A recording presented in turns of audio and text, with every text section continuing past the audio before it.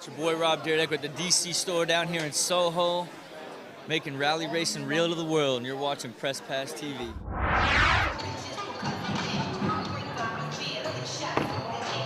For me, BMX kind of saved my life. I grew up in a small, burned out industrial town.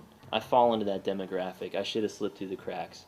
For me, it was about getting something out, be it a bad day at school, you know, kind of tough time at home. I had to ride about 2 miles to get to a place where I could even freestyle. Ryan Humphrey has been creating art his entire life. He's also been riding BMX freestyle on his own since a young age. Most would argue the two don't have much in common, but Humphrey sees the sport, the bikes, and the maneuvers as art. You know, the athleticism, the energy of like BMX and freestyle is like something or skateboarding even is like something I've always tried to bring into my work. And it's all about context. You have like this kind of quiet, contemplative, intellectual space in the museum that I'm interested in, like, you know, rattling that cage a little bit. Like, you only have one life, you know, go after the adrenaline, go after the high points in life, you know. And it's Ryan's vision. A vision that may have started when he was trying to keep himself riding by swapping gear to make sure he had a bike fit to ride. And I would hustle, like I would be like, okay, I'll trade you this stem, but you have to throw in your stem, handlebars, and those brake levers. And I was always like trying to like keep my parts. For me to like go mow lawns for like, you know, a week and a half to go get a new set of handlebars or, you know, whatever I'd broken that week, I'd lose my mind.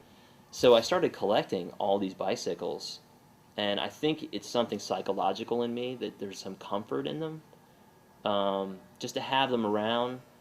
I'm not really interested in a pristine, unridden bike. I'm kind of interested in the recorded history that exists in them. Tell me about the exhibit a little, how you came up with it, and you know what your vision for it is, and just like. I've wanted to do this exhibit for at least 5 years. I called up Dizz like 5 years ago. I like tracked him down. I'm like, look, man, I have this idea in my head. I really feel like Dizz was like very unique, very creative, and what you did was an art, and that's like, I want to take that art and give it this context. With me, I wanted to bring my style of myself, my personality into the bike scene too. And all of a sudden they see me and Seppi and they're like, oh my God, this guy's a nut. He's got spikes all over, he's got hair coming out of his helmet everywhere, and he's, you know, and it helped me because everybody could relate to me better than they could relate to anybody else in the sport. Why? Yeah. Because I was me.